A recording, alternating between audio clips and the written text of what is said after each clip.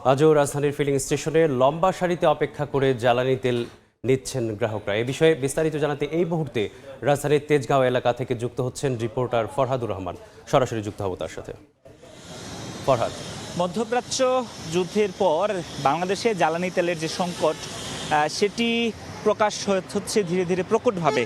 কেননা আমরা এই মুহূর্তে আছি রাজধানীর তেজগাঁও এলাকার সিটি ফিলিং স্টেশনে। এই পাম্পে আমরা যেটি দেখতে পাচ্ছি কোনো ধরনের জ্বালানি তেল অর্থাৎ অকটেন, ডিজেল বা পেট্রোল এগুলো কিন্তু নেই। এই এলাকার অন্যতম বড় একটি পেট্রোল পাম্প এটি, এবং এখানকার যারা আছেন তাদের সাথে আমরা কথা বলেছি। তারা বলছেন গতকাল রাত 2:30টার পর থেকে তাদের কাছে থাকা মজুদ শেষ হয়ে গেছে, অর্থাৎ এরপর থেকে কোনো গাড়িতেই তারা তেল সরবরাহ করতে পারছেন না।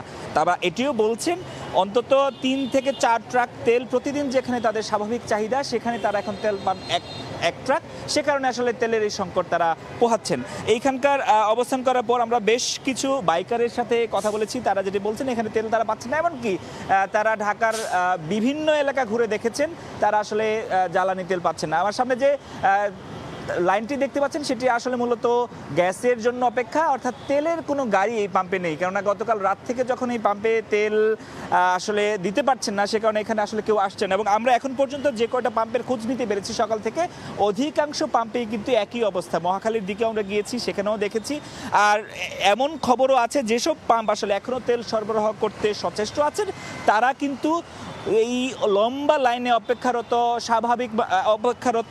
চালকদের আসলে তেল সরবরাহ করছেন, এবং এই সংকট ধীরে ধীরে প্রকট হচ্ছে। এবং তারা যেটি বলছেন এই যে তেলের সরবরাহ সংকট সেটি স্বাভাবিক না হলে সাধারণ মানুষের নানা ধরনের ভোগান্তিতে পড়তে হবে। বিশেষ করে যারা বাইক রাইডার আছেন, উবারে বা বিভিন্ন ধরনের রাইডিং সেবা পরিচালনা করে, অথবা যারা চাকরিতে এই যানবাহনের উপর ভরসা করে যান, ব্যক্তিগত যান অথবা সরকারি কিংবা প্রাইভেট যান, তাদের নানা ধরনের ভোগান্তি পোহাতে হবে। তো এই তেল সরবরাহের সংকটের এই ছিল আমার কাছে সবশেষ খবর তেজগাঁও থেকে।